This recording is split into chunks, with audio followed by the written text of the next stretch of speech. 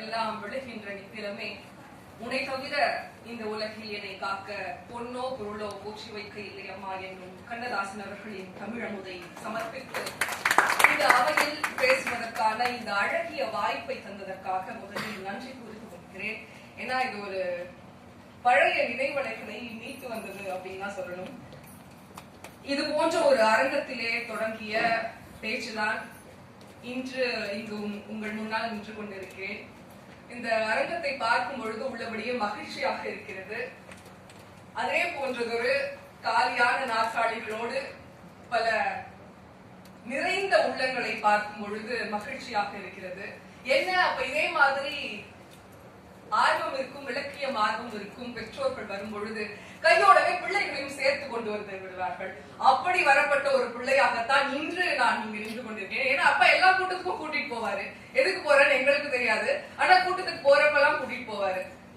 உள்ளபடியே அண்ணா நூற்றாண்டு நூலகத்தில் இந்த ஒரு நிகழ்வு எப்படி அப்போதெல்லாம் வாரத்தின் முதல் ஞாயிற்றுக்கிழமைகளில் கன்னிவரா நூலகத்திலும் தேவநேய பாவனா நூலகத்திலும் இருக்கும் இலக்கிய அரங்குகள் இப்போதும் நடக்குதான் எனக்கு தெரியல, நான் போறதில்ல. இலக்கிய அரங்குகளில் எல்லாம் பல்வேறு அறிஞர்களின் பேச்சை கேட்டு அந்த செருவில் அவர்களிடமிருந்து விழுந்த அந்த கருத்துகளில் வளர்ந்ததுதான் என்னுடைய தமிழ் ஆர்வம் என்பது. இப்போ என்கிட்ட நிறைய பேர் உங்ககிட்ட பிடித்த பேச்சாளர்கள் யாருன்னு போற இடத்துல எல்லாம் இன்டர்வியூல எல்லாம் கேள்வி கேட்கும் பொழுது நான் எப்போதுமே இதை சொல்லியிருக்கிறேன். புகழ்பெற்ற புகழ்வெளிச்சம் மிக்க பேச்சாளர்களை விட நான் பயின்ற அந்த இலக்கிய கூட்டங்களில் பேசிய பேச்சாளர்களிடமிருந்து நான் கற்றவைதான் அதிகம். அதனால் என்னால் குறிப்பிட்டு யாரையும் பேச முடியாது. அங்கு நான் கற்ற தெரிந்த அந்த பேச்சாளர்களை தொடர்ந்துதான் நான் என்னுடைய பணியை செய்கிறேன் அப்படின்றது. இன்று இந்த அரங்கத்தில் உங்களிடையே பேசுவது, ஏன்னா தமிழின் ஐயாவை நான் கிட்டத்தட்ட ஒரு 12 வருடங்கள் கழித்து சந்திக்கிறேன். அப்போ ஒரு கல்லூரி மாணவியா என்ன ஒரு பேச்சு போட்டியிலும் கவிதை போட்டியிலும் பார்த்த அவர் மறவாத என்னை இந்த நிகழ்வுக்கு அழைத்திருப்பது மகிழ்ச்சியான ஒரு விஷயம். கண்ணதாசன் அவர்களுடைய 100ஆண்டு சிறப்பு நிகழ்ச்சியில் ஒரு பேச்சினை வழங்க வேண்டும் என்று அவர் என்னை தொடர்பு கொண்ட பொழுது நான் பெரிதாக யோசிக்கவில்லை, வருகிறேன் என்று சொல்லிவிட்டேன். ஆனால் அதற்கு முக்கியமான ஒரு காரணம், பொதுவாக கண்ணதாசன் அவர்களின் புகழ்பாடும் வெறும் அரங்காக மட்டுமில்லாமல் யாரும் பெரிதாக தொட்டுவிடாத மத நல்லிணக்கம் குறித்து கண்ணதாசன் அவர்களுடைய பார்வை என்று இந்த அரங்கத்தின் ஒட்டுமொத்த ஆதியையும் அந்த ஆத்மாவையும் மத நல்லிணக்கத்தில் வைத்து இந்த அரங்கம் செயல்பட போகிறது என்பதனால் எனக்கு இந்த அரங்கத்திற்கு வர வேண்டும் என்ற ஆர்வம் அதிகமாக இருக்கிறது.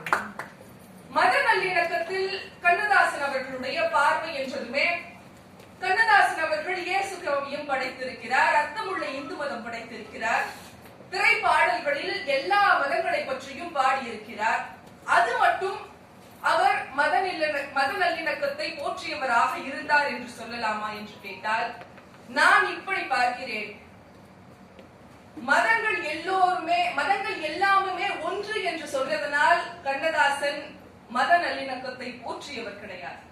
மதங்கள் எல்லாமே ஒன்று என்று சொன்னதனால் கிடையாது. மதங்கள் எல்லாமே வேற வேற, நீ வேற நான் வேற, எல்லாருமே இங்க ஒண்ணு கிடையாது. ஆனால் அந்த வேற்றுமையில் மனிதர்கள் மனிதத்தோடு ஒன்றாக நிற்க வேண்டும் என்பதை எல்லா இடங்களிலும் தொட்டு காட்டியவர் கண்ணதாசன் என்பதனால் அவர் மத நல்லிணக்கத்தை அனைத்து இடங்களிலும் தொட்டு சென்றார் என்ற பார்வையை நான் வைக்க விரும்புகிறேன்.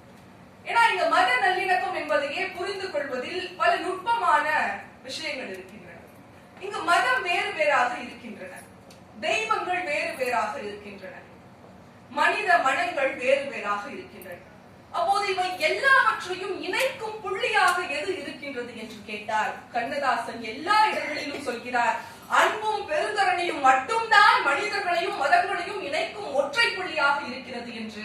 அதனால் கண்ணதாசன் அவர்கள் மத நல்லிணக்கத்தை தன்னுடைய திரைப்பட பாடல்களில் கூட அசாதாரணமாக எல்லா இடங்களிலும் பாடிவிட்டு சென்றிருக்கிறார். கம்பனிடமிருந்து கண்ணதாசன் அவர்கள் கம்பனின் கவிச்சுவையை ரசித்து ருசித்து நமக்கும் கொஞ்சம் தந்தார் என்பதை நமக்கு தெரியும். அவர்களுடைய கம்பனை பற்றி பாடிய பாடலை இதற்கு முன்னால் சொன்னார்கள். 10,000 கவிதைகளை முத்தாக தந்த கம்பனுக்கு சத்தாக ஈடில்லை என்று பாடுகின்ற அந்த கவிதையில் கடைசியில் கண்ணதாசன் முடித்திருப்பார், கம்பன் எனும் மாநதியில் கால்நதியாவது ஆவேனா என்று நம்பித்தான் நான் பாடுகின்றேன், அந்த நாயகன் என்ன சொல்வானோ என்பது போல அந்த பாடலை முடித்திருப்பார். கம்பன் எனும் மாநதியில் கால்நதி இல்ல, கம்பன் எனும் மகா சமுத்திரத்தை ஒரு கடலாக இருந்து அதன் ஆழத்தை அனைவராலும் ரசித்து விட முடியாது. கம்பன் ஒரு மகா சமுத்திரம், அதன் ஆழத்தை நாம் எல்லாருமே போய் ரசித்திட முடியுமா? ஆனால் ஒரு கடலாக இருந்து அந்த சமுத்திரத்தின் ஆழத்தை ஒரு சிறு குழந்தையின் கால்களுக்கு கூட கடற்கரையில் வந்து அடிக்கும் அலை போல கண்ணதாசன் தன்னுடைய கவிதைகளை எல்லாம் ஒரு அலையாக கொண்டு சேர்த்தார் என்று. அப்படி கண்ணதாசனுடைய அந்த கம்பனின் ரசமும் கவிதைகளும் கடல் அலையாக கால் சேர்க்கப்பட்ட ஒரு சிறுமிதான் நான். இங்கு இருக்கும் ஆன்றோர்களுக்கும் பெரியவர்களுக்கும் இணையாக அவர்களுடைய கவிதையை நான் ரசித்தவளாக உள்வாங்கியவளா என்று கேட்டால் நிச்சயம் எனக்கே அதில் ஐயப்பாடு இருக்கின்றது. ஏனென்றால் இதற்கு முன்னால் பேசியவர்கள் அனைவருமே அத்தனை ஆழத்தோடு செறிவோடு அந்த நினைவாற்றலை எல்லாம் பார்க்கும் பொழுது பிரமிப்பாக இருக்கிறது. ஆனால் ஒரு ரசிகையாக எப்படி கைப்பிடித்து கண்ணதாசனை என்னுடைய பெற்றோர்கள் வழிகாட்டினார்களோ அப்படி கண்ணதாசனுடைய ஒரு ரசிகையாக, ஏன்னா எனக்கு ஒரு 5 வயசு இருக்கும், மயக்கமா கலக்கமா பாட்டு எங்க அப்பா